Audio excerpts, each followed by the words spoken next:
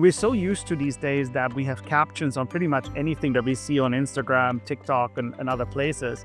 But captions are inherently, initially an accessibility feature. It just so happens that now we have it everywhere because, if we're sitting on the bus or the subway, we can't just blast the Instagram, reel or the TikTok around. So we're relying on captions to still get the gist of the video. And turns out that the majority of Gen Z users actually these days is also consuming pretty much all TV shows and movies with captions. So it's just great to see how ultimately these things that we used to think of as accessibility features ended up being better experiences for everyone. Hi everyone, thanks for tuning into Notes of Design. I'm your host Tej and wish you all a very happy 2025. In this episode, we have a truly exceptional guest joining us. Let's welcome Benedikt Lehnert, a seasoned design executive with over 20 years of experience crafting impactful products and leading world-class teams. Ben's work has touched hundreds of millions of lives, from shaping user experiences at Microsoft and SAP to tackling one of the century's biggest design challenge, digital accessibility, working as a chief design officer at Stark. He is also the founder of 74 West, an advisory practice guiding CEOs and board through pivotal moments, and serves as an Entrepreneurship and Design Fellow at Princeton University, where his research bridges humanistic design, AI, and business leadership. In this episode, we dive deep into the business of accessibility and inclusive design, exploring its economic impact, challenges, and future potential. Ben also shares practical advices for designers and insights on emerging technologies and the crucial intersection of accessibility and sustainability. Let's start the insightful conversation with one of the most inspiring leaders in the design world. Hey everyone, before we dive into today's episode, I wanted to quickly share some exciting news. My new book, Notes of Wisdom Lessons from 100 Creative Visionaries, is officially out. This book is a accumulation of insights and experiences gathered from interviewing some of the most inspiring minds in various creative fields. I'm thrilled to share their wisdom with you all. You can find the links to purchase the book on Amazon in the episode description. Be sure to check it out and let me know what you think. Hi everyone, thanks for tuning into Notes of Design. In this episode, we have a very special guest with us. Hi Ben, welcome to Notes of Design. Hi, it's great to be here. So how was your day so far, Ben?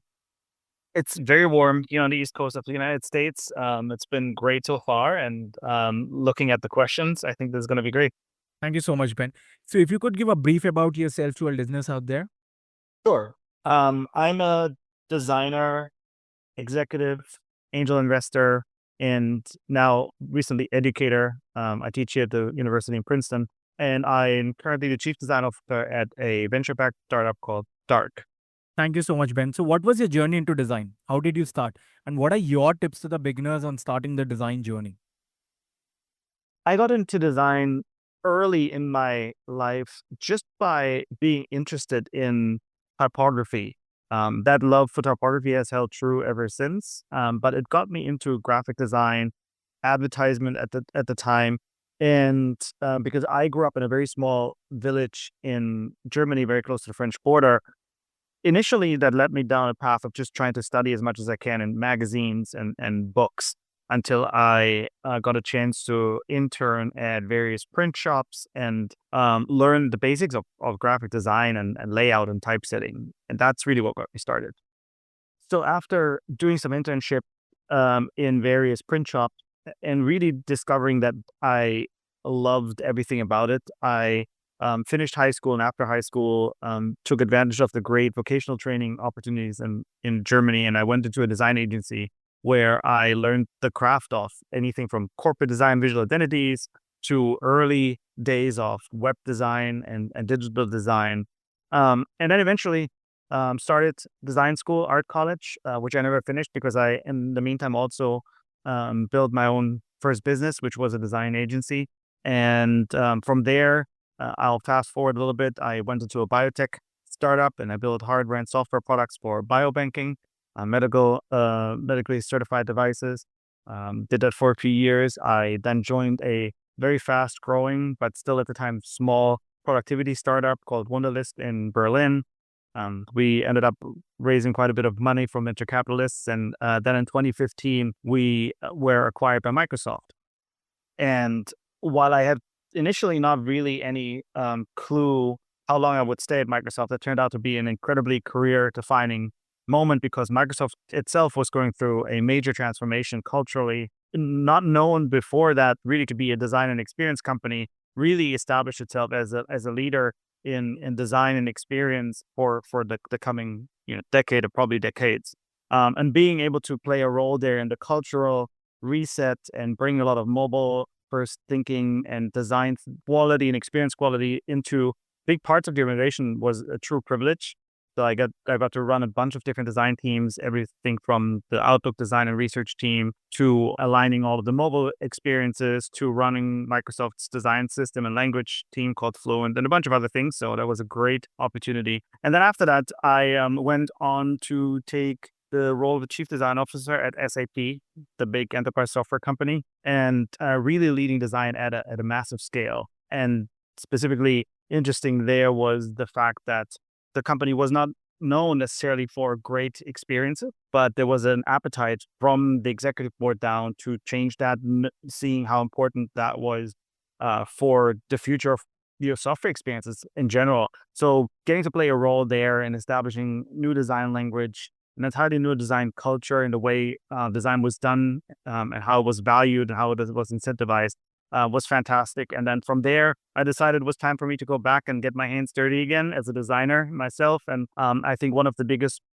design problems to solve in the world is actually making it so that software experiences specifically are accessible for every person of the planet so that every person can become a key contributor to society and economy. And that's what we do at Start, to try and build the tools for the 21st century that software teams need to build inclusive and accessible experiences from the get-go. And I mentioned earlier that I now also teach aspiring entrepreneurs and creative leaders at the university in Princeton. That's a great way for me to take a lot of the things that I've learned and a lot of mistakes that I've made and try and help raise and educate the next generation of creative leaders. So it's been fun so far. Thank you so much, Ben. So, what are your tips to the beginners on starting the design journey? Great question. Tips for beginners starting. I think that I would probably summarize them into three buckets. And the first one might sound very obvious. However, it's probably the one that's most critical, especially given the age of compute and AI and all the transformational change that we're currently going through. And that is to learn and study great work. There's one thing that I've done a lot and continue to do this to this day is trying to see where really great work has been done over the course of history. And that is really in a broader sense, art all the way to product and business work. And I try to deeply study the work and how it's done and why it's been done and who was involved to sharpen my own senses, to build taste and understanding of the work. The second thing that I would say is that you need to make a lot. You need to design a lot. You need to make a lot of mistakes. I always recall a story that one of my first bosses told me. She was a copywriter, and when she started her career, her creative director at the time had her write for a project 30 headlines. And when she took 2 days to write those headlines and came back very proud that she achieved the work, he basically took the 30, put them in the bin, and had her write another 30 to just get the creativity flowing. And I think there's some truth to that. When I look at my own work, you need to make a lot of crap to get better, and you need to develop your craft. And you can only develop the craft when you actually do the work. When you start to design, you draw things, you sketch things out, you get rid of all the bad and mediocre ideas, and you try to really crystallize what matters. And it's probably the biggest critique that I have around the whole design thinking methodology is that it takes the key part of design, which is the making part, out of the equation. And it's so critical to sharpen those skills, especially as our tools are changing so rapidly. And then the third thing I would say is to be real. In a world where technology is all around us, a lot of technology is commoditized, a lot of the tooling is commoditized. I think you need to develop a sense of self and connectedness to the world in which you want to make things. And you need to be real with yourself and honest with yourself first, so that you can create something that's truly remarkable and stands out in the world and contribute something unique to the world. And especially as we're entering this age of AI and generative AI, I think the being real and connecting to your own humanity so you can then connect with the rest of humanity, I think is extremely important. And especially as you're starting out young, you're so outward focused. It's a real skill to build and look inward and bring that into your work. Thank you so much, Benedict. Let's begin our episodes today with the business of accessibility and inclusive design. So, accessibility and inclusiveness are crucial in design. So, how can businesses prioritize it effectively? Can you discuss the economic benefits or the ROI for businesses that invest in accessible and inclusive designs? Yeah, great question. And before I go into the specifics, we're thankfully at a place where accessibility and inclusive design are more and more seen as not just a nice to have. It is great to see folks like Bernard Fogels, who's the CTO at Amazon, being on stage and a few months ago and really highlighting accessibility as a non-negotiable quality requirement alongside privacy and security. And we'll dive deeper into all of that. But it is a great change in tone and the way companies are approaching the work. And so that's a good thing. Now, we're still very much at the beginning of all of this, despite accessibility having been around for a very long time. And unfortunately, a lot of companies are still looking at accessibility as a nice to have. And so this question of return on investment, ROI, is a big one. It's an important one. So I'll try and break it down into three areas, starting with regulatory risk. So if you're running a business, you need to be aware that, especially over the last few years and then now the coming years ahead, you're at risk of a lawsuit pretty much in every major market. Thankfully, accessibility is becoming a part of regulation around the world. So the EU, for example, has passed a very strict law called the European Accessibility Act, which goes into effect end of June next year. And we're seeing companies all across Europe, seeing that deadline as something where they need to act on. But not only is it important for companies in Europe, but it's also important for every other company that wants to sell products in Europe, in the European market. And then thankfully, Canada, Australia are looking at that regulation, passing their own regulation, equally as strict in many ways, and in the US as well. And so thankfully, similar to the privacy laws, we're seeing things moving, and without enforcement on the regulatory side, I think we would not be where we are today, and hopefully they will improve things going forward. So as a company, you got to calculate how willing you are to accept a lawsuit or recurring lawsuits, given that those laws are in place. The second thing is, once you're past that hurdle, you can look at the reality that there's over 1 billion people on the planet that have at least a documented disability. That means there's probably a much larger number of people that don't feel comfortable, for example, to disclose their disabilities. But we're talking about more than 1 billion people on the planet.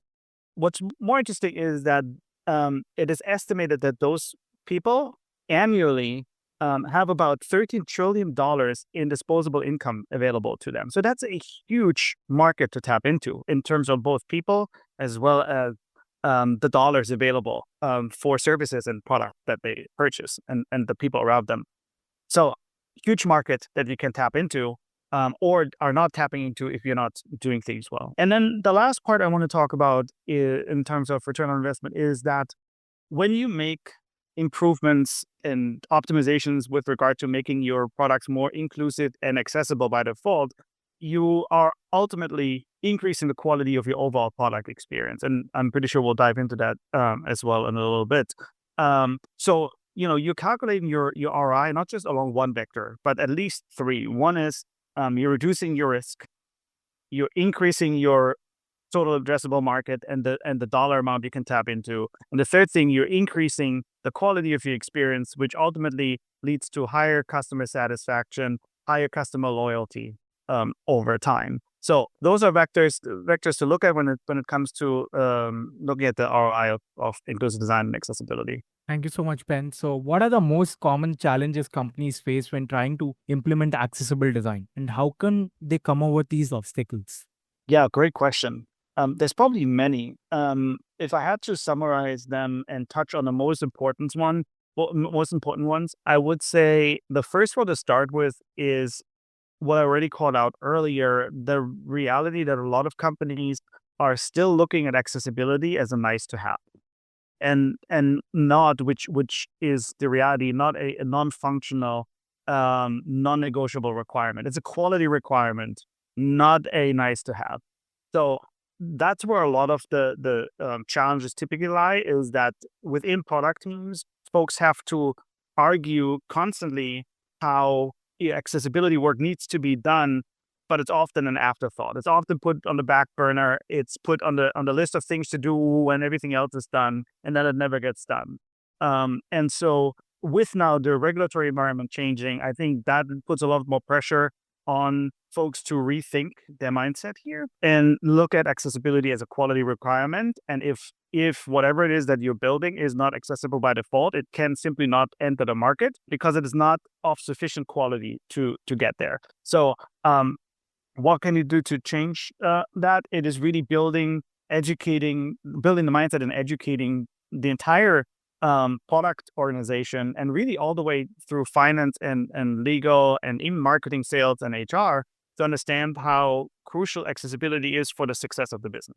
The second thing I would point out is the approaches that we still see and have seen around digital accessibility over the last 30-ish years are very reactive approaches in the way teams test for accessibility quality. Typically we see most traditional approaches testing at the very end of the implementation phase, which means the design is already done, the code is written, things are ready to go out, or at least to be tested, and that's when tests are being run. And then companies realize that they don't meet the requirements and they need to go and rework everything, which based on various numbers that are out there, that cost is about 100 times higher than if you would test early in the design phase and have a proactive approach to accessibility, all the way through the product development process, where you in real time keep testing from the first designs being created all the way to, of course, the final product being in the market.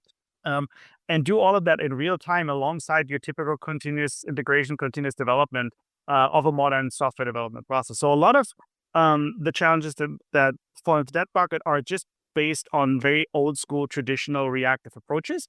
The change to that would be embracing a proactive approach that is more in line with what I just outlined. And the third thing I would say is the most common challenges is dealing with accessibility debt, right? If you have not done things well for a long period of time, you accrue debt. That is true for code, that is true for design systems, that is true for products as a whole. It is also true for accessibility. And having run large-scale organizations, I've been part of large-scale organizations, I know that those mountains of debt can seem very daunting. And oftentimes it's easier to just not look at them or say it's too hard to change. And the reality is, yes, part of it is hard to change, but you got to start somewhere, right? So instead of, and this is true for dealing with any sort of product that in my experience, you start with the most frequent surfaces or touch points that users interact with, and that's where you start, and that's where you fix things and improve things. And over time, by then implementing a accessibility first or accessibility by default mindset, and by implementing a proactive approach, you can actually start taking on some of that debt, removing it. And because you've also changed the mindset and the approach, you also no longer accruing as much debt over time. So there's no shortcut, but it is certainly something that you can be very smart about as a product organization, the way you run things. Thank you so much, Ben, for sharing such wonderful insights with us. So, how does the inclusive design influence overall user experience? And can you provide an example where this approach has significantly enhanced a product or a service? Yeah, great question. First, I want to point out even the insight that is in the question, and that is that by building more inclusive, accessible experiences, we're automatically lifting the quality of the experience for everyone. Accessibility and inclusive design are really just proxies for user experience as a whole. Now, a few examples that come to mind, one very particularly from one of my old teams, which I'm very proud of the work that we did there, was within Microsoft in the Outlook team, we were looking at how we could improve the experience that blind users would have with navigating their emails and potentially calendar on the go. And there's a lot of really deep designer research that went into this work, which is incredible. And I think some of that is even published. Um, what we found, to just fast forward, was that by digging deep into this problem, we stumbled upon making the email experience better for everyone, including folks that were driving in their car and couldn't look at the screen for too long or interact with the screen, or people that were on the subway and had their phone in their pocket but still wanted to maybe get an update on how their emails were doing. So, and we ended up actually shipping the feature not as an accessibility feature at all. We shipped it as something called Play My Emails, and you could literally put on your AirPods and you have your phone in your pocket and walk around New York City or go in the subway and have Outlook play your a summary of your emails. You could even act on some of the emails. And so what started as a initial research project around an accessibility need turned into an incredibly useful feature for the modern day worker, be it in the car or be it on the subway. So that's one good example. Another one that I want to highlight that is maybe more familiar for a lot of people. We're so used to these days that we have captions on pretty much anything that we see on Instagram, TikTok, and other places. But captions are inherently, initially, an accessibility feature. It just so happens that now we have it everywhere because, if we're sitting on the bus or the subway, we can't just blast the Instagram, reel or the TikTok around. So we're relying on captions to still get the gist of the video. It turns out that the majority of Gen Z users actually these days is also consuming pretty much all TV shows and movies with captions. So it's just great to see how ultimately these things that we used to think of as accessibility features ended up being better experiences for everyone. And I could go on and on with other examples, but those are probably some really good ones that people can relate to.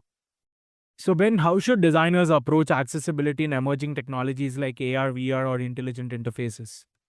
That's an exciting question. So it's an exciting time at the moment when it comes to technologies being embedded in all parts of our daily life, but then also really new modalities emerging. I remember years and years ago when we were working on Wunderlist, how we were thinking of to-do lists as intent, and intents of things that you would like to do or get done would really make sense if they were embedded in every part of your daily life, right? Because things pop up if you're in the shower or in the car or in the office in a meeting. And so for the longest time, I've really been intrigued by the concept of multimodality. And I think what we're seeing now with augmented reality, which I'm very excited about, virtual reality, which I think has yet to find its real place, but also just overall intelligent interfaces where we're no longer bound to or restricted by the physical boundaries of, let's say, a screen, especially rectangular screens. That's all really exciting because I think even within the technology industry, accessibility is often still an afterthought. I think there's still a lot of room for us to do better. For example, when Vision Pro came out, as of course one of the latest players in the VR space, one of the first things I started to look for was, well, what's the documentation look like for accessibility? And thankfully, Apple is pretty good in terms of building accessibility deeply into their OS. And documentation for developers was also okay, but at the same time, while they had some really good WWDC talks over the last years, when it comes to the APIs on the OS level, they're very much a version of what's on iOS and macOS, and it's ported to something that ultimately will display interfaces in a real life, setting with all sorts of strange lighting conditions and so on and so forth. Equally, I think multimodality, true multimodality, is something that Apple has not yet really fully embraced. So, for example, truly guiding folks through audio only or audio first experiences with AirPods, where maybe the secondary screen is an iPhone or a Mac or a Vision Pro. So I think there's a lot of that we haven't really fully explored yet. And that also includes the overall approach to accessibility, what is available on the OS level, and so on and so forth. That said, though, I think um, the reason why I believe it's exciting is because that means there's a lot to be invented, right? There's a lot that we as product makers, as designers, can go and invent. And for me, that all starts with the awareness and the mindset to say, we need to include people with all sorts of abilities and disabilities into the process of making these technologies, of making multimodal experiences a reality, of making great AR experiences a reality. Um, and frankly, it is harder than when you just need to look at a screen with certain boundaries. And, you know, that is probably the part where we need to play a large role. So I think um, to the question, how should designers approach accessibility? Well, it's first, make it a priority, right? Try and see how you can bend the limits of these technologies, what's currently there, to build really inclusive and accessible experiences. And then beyond that, believe in your ability to invent things that are better, that make it better. And that also requires us to have inclusive design teams, right? Making sure that we have representation in our design and product teams. And with that, I think we have an opportunity here to really build a more inclusive uh, technology world and experiences that work, you know, in this very seamless way that we market it to the outside world. Thank you so much, Ben. So, how do you see the relationship between inclusive design and sustainable design practices? Oh, that's one of my favorite questions. I will back up for a second because I believe that as designers, it's always important to anchor our doing in a worldview of how we fit into the world. And one of the things that I often go back to is a few lines that are actually written and probably spoken when the new Bauhaus was formed. So when people had to flee Nazi Germany and came to the U.S. and established in Chicago the new Bauhaus, um, and the founder of the new Bauhaus said, "We accept the challenge of technical progress with its recognition of social responsibility." And I personally believe that, especially in the tech industry, that last part of social responsibility, I don't want to say it's forgotten, but I think it often takes a very narrow capitalistic angle rather than asking ourselves, how do we create things that are a net positive for the world? And when you look at it from that perspective, then I believe that um, inclusive design, accessibility, sustainability, it's all part of the design practice. It needs to be part of the design practice because we make the world around us. That is really empowering because it means we can also change the world around us, right? And the things we make should be a net positive for the world and not just making things for the sake of making it or to squeeze the last little penny or dollar out of a consumer, right? To look at people not as consumers, but as humans, as people, and the things we make to serve a greater good.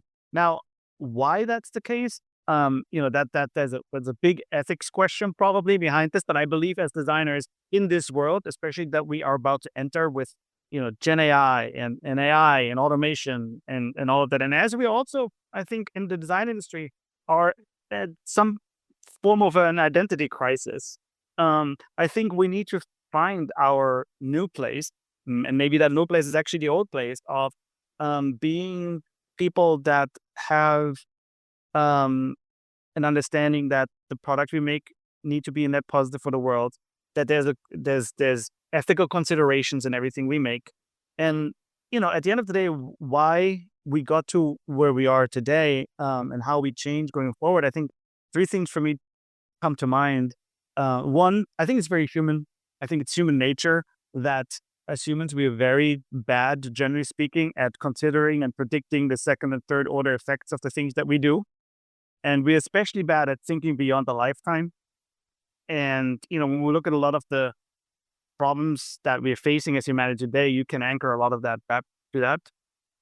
So flipping it around, how can we establish a practice that tries to predict, at least consider the second and third order effects, be that on the people that we serve or the planet or, society as a whole, and think beyond the lifetime. Second, I think capitalism, right? The short-sightedness of quarter over quarter results, and ideally up and to the right, certainly doesn't help, right? It accelerates and perpetuates what I just said. And then the third thing is, I think traditional business school practices of high output management and managing production in a very industrialized way has put us on a path where, that's what we hold up as the standard and that's what we expect.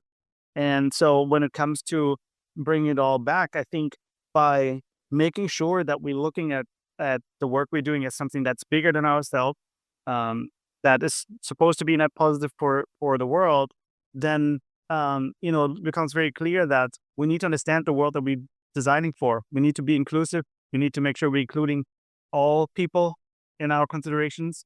And we need to make sure that the things that we do are more sustainable than they are today. Thank you so much, Ben.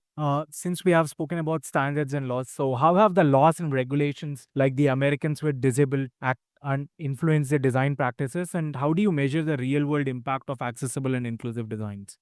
Yeah. So we already briefly touched earlier on regulatory environments changing. The Americans with Disabilities Act, short is ADA, that's the acronym, was passed in 1990, I believe. So that's over 3 decades ago. And, that was 1990, meaning the internet really, as we know it, didn't exist. Mobile phones didn't exist. The digital world, digitalized world, the way we experience it today didn't exist really. So from that perspective, I think the ADA has had an impact on our physical world more than anything. The first thing that people typically mention when it comes to the impact, the real life impact that the ADA had was the curb cuts. So when you are walking the sidewalks and now there are all of these lower parts of the sidewalk where people in wheelchairs, for example, can pass, cross over from one side of the street to the other. So I think in terms of how has it impacted design and the real world, looking at the discipline of architecture, it certainly has had a big impact because, all federal buildings in the United States have to comply with this, but also more broadly, buildings in general, the roads we use. And then suddenly, I think to a certain degree, people also expected these things to be there, right? Because a curb cut is not just good for someone in a wheelchair. It's also good for a mother that's pushing a stroller trying to get across the street, right? Or father, pushing a tricycle and is a child on there. So there's all of these, I think, examples going back to what we talked about earlier, where we see the real world impact and how these regulations are affecting the considerations that designers, architects, product makers, more broadly speaking, have to make. And that's a good thing, right? Because naturally, we will always do the things that we're used to. So unless some greater force forces us to rethink some of the practices, it's often unlikely to happen. I think that's where, the ADA has had definitely a positive impact. Now, also, thankfully, just a few months ago, there was also some addition to the ADA, which now includes things like mobile applications and, internet services as we know them today. I think the reality is that the law will always be behind the technological innovations. So ultimately, that is also reality. But certainly, I think it regulation can help shape the expectations and the awareness, and then it's on product makers to make a difference. And in terms of how we measure the real world impact of accessibility and inclusive design, well, we already talked briefly about this at the beginning. I think when it comes to measurements, I think there's different altitudes of measurements. First, I think that the first and foremost measurement would be that more people can now access services, buildings, products that they were not able to access before, right? That is, I think, a very bare bones measurement that often still today is something that's not necessarily applied. Then, as you go deeper into the belly of the beast, if you want, you can, of course, then start to measure, well, if someone can, for example, now, let's say a blind user can now access their online shop of choice, then how easy is it for them to actually place an order, right? So there's a whole customer experience level of measurements that you can look at. And then you go even deeper and say, well, the result of that person being able to use the online shop easily will result in them actually spending money, right? And the easier it gets, and the more intuitive it gets, the more money they're most likely to spend. And if I now compare that to my competitors, right? I'm running the e-commerce shop or the platform that offers that. Now I can even measure, well, are customers spending more with me versus are they spending, how much are they spending with my competitors who are maybe not as accessible? So I think it all starts with that mindset shift. And once you have that mindset shift, then you will be able, depending on the altitude that you're looking, government might be really looking at that really high altitude, like how many people have now access that didn't have access before. But when you're in a specific product company, then you can actually drill down and be very concrete with your metrics in terms of like true quality indicators that directly result in business impact. Thank you so much, Ben. So, what do you envision for the future of accessible and inclusive designs, and what role will emerging technologies will play in this landscape? Yes, great question. The future of accessibility and inclusive design, I think, is generally bright. Interesting tension that we need to hold because, on the one hand, I hope for the future that design as a discipline and the way we make products more broadly is by default inclusive and accessible.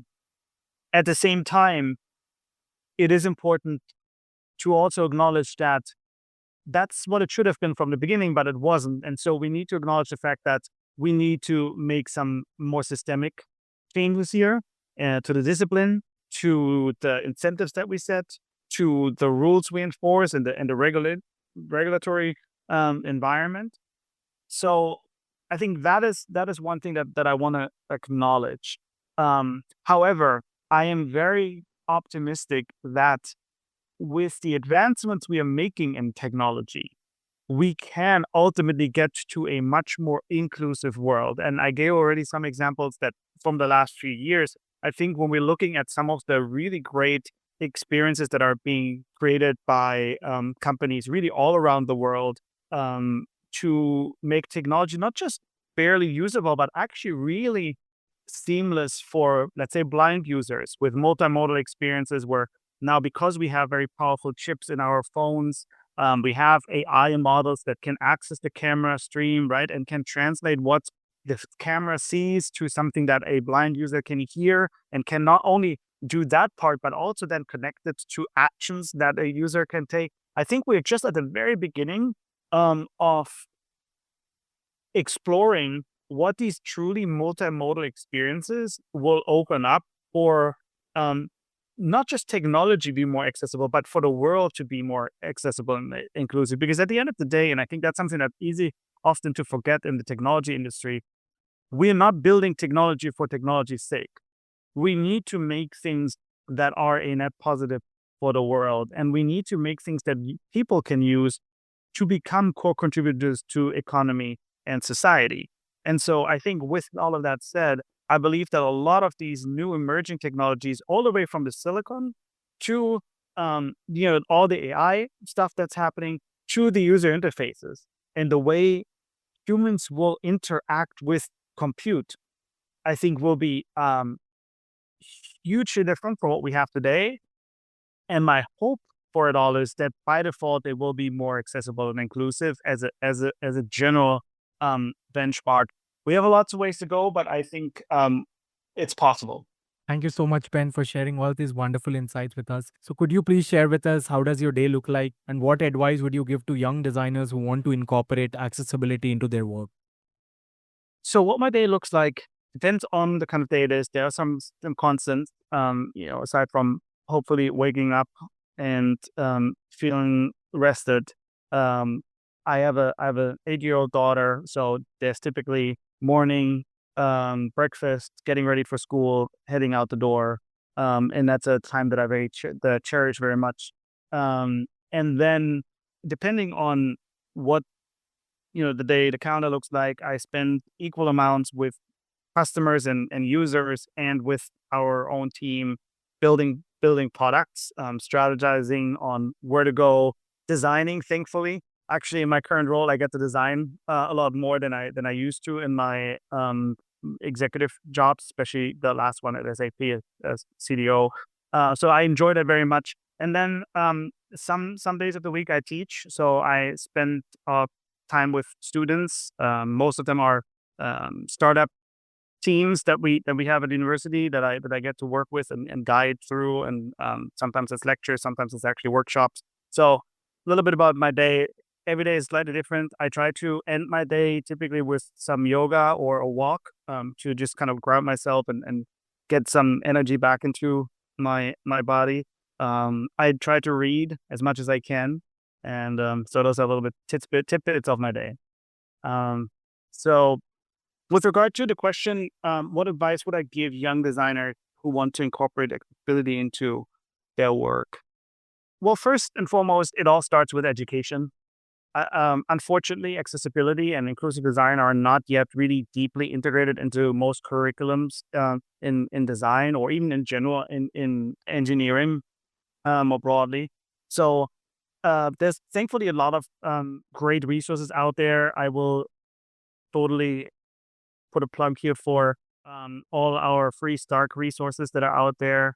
Um, you can learn a lot just by, going there and reading through the material that's there. And then you can start designing with accessibility in mind. Thankfully, there's plenty of tools, not only knowledge, but also tools out there that you can apply and use and start making better, more informed decisions. I think that's for a young designer starting out, that's where you want to start. You can make a huge difference by making sure that everything you design is inclusive. It is checked, it is tested, that when you hand something to the developer you're working with, that you have considered certain workflows that, let's say, a voiceover or screen reader user will have to go through, and you've made those as intuitive as you can. You can have a huge impact by just doing that. As you then grow in terms of your career growth, or potentially even into a leadership role, then you can of course set better benchmarks, higher benchmarks. You can start enforcing and also rewarding the right behavior. And so I think that's kind of the progression that I would say I see there. Thank you so much, Ben. So we'll conclude the episode by your three favorite books and people who inspire you the most in this space. All right. So, three books. The first one is the one that I probably gifted the most to my team. So over the years, and even my students, it's on my reading list for my students as well. And it's called Design for the Real World by Victor Papanek. A lot of the things that I believe to be true are not things that I've invented. It's just that over the years and decades at this point of being a designer, I found to be true and truths that are bigger than myself and my work. And I believe that ultimately it is not what we design, but how we design it that we leave behind, especially when we're working in the digital space. A lot of our products have a very short half-life and they disappear into the ether of the digital void very quickly. But it's how we design it and how we, what we create and leave as value for the people that use them. That's what makes a difference. And I think Victor Papanek talks in his book Design for the Real World about the responsibility that we have as designers and more broadly as product makers, as business owners and business leaders, creative leaders to the world at large. And I think that's something that we all, especially as we're dealing with such big paradigm shift at the moment, we need to hold on to and actually really make part of the ethos of how we run companies and teams and how we design. So that's number one. Number two is Factfulness by Hans Rosling. And that was actually on the reading list years and years ago of Bill Gates. And that's why I picked it up. And the summary of it is it's a book that explains to you how to understand numbers and the way they're presented and the way they run all of the parts of the world that we interact with. And it gives you frameworks on how to not fall into traps when it comes to statistics and numbers. And it's a very deeply optimistic book in a lot of ways, in the way it helps you understand the world. And I think especially, again, in a time that feels like a lot of things are in turmoil and a lot of paradigm shifts are happening at the same time, I like things that kind of anchor to more fundamental truth. I try to myself reason from first principles, and I think Factfulness was one of those books that really opened my eyes to a lot of those things.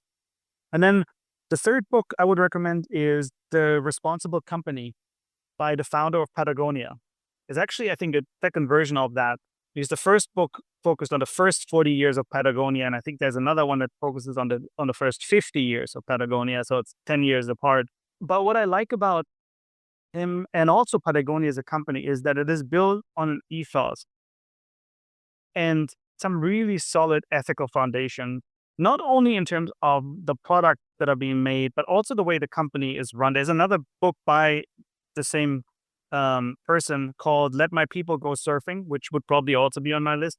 And it's about the culture, the company culture at Patagonia. But this one, The Responsible Company, is a bit more about the things that we leave behind, the things that we make and the things that we leave behind. And I think that's, again, you see a theme here, things that really are very close to my heart, and things that I think are really important for designers and business leaders alike.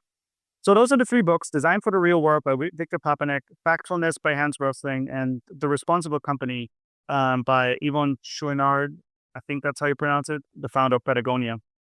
And then people that inspire me, there's so many, aside from my daughter, who really inspires me on a daily basis, both in terms of her own creativity, but also in making sure that what we contribute to humanity is something that is bigger and outlasts us. And given the challenges ahead, I think we have a lot of work to do, and that is definitely inspiring to me. And then I want to call out Sinead Burka, who is the founder and CEO of Tilting the Lens. And the work that she does with her firm is just outstanding and remarkable. They have worked with some of the greatest brands on this planet, including Gucci and Ralph Lauren and Starbucks, to not only do the bare bones work of inclusive and accessible design, but really challenge the business of those brands to the core and come out the other side and do something that is truly wonderful and remarkable. As an example, and when people look her up and her work, they'll see it also in pictures, because you need to see it. They work with Gucci to make Gucci the first high fashion brand to be fully accessible in the online shop, but also they work with Vogue to get people with disabilities on the cover of Vogue, and really challenge the concept of what beauty is and what we deem to be high fashion. There's so many examples, but I think her work just shows what's possible if we're willing to challenge traditional conventions, and also when we lead with an ethos and ethics and a goal to make something that better than what we found. And I also think that it shows that there are business leaders in general that are open and aware, and we just need a lot more of them. And I think that is what her work represents, what a lot of the things that we talked about represent. I think there's a need and an opportunity to raise an entirely new generation of creative business leaders that push the boundaries and go way beyond the impact we have in the world, and increasing business results as a consequence, because those are not at odds with each other. So I think that is probably why I would really highlight Sinead here. But there's many more people, of course, that inspire me on a daily basis. But yeah, I'll close with that. Thank you so much, Ben, for sharing those wonderful recommendations and great insights with us today. We are looking forward to host you again in our upcoming episodes. Thank you so much for your time. Thank you as well. Take care.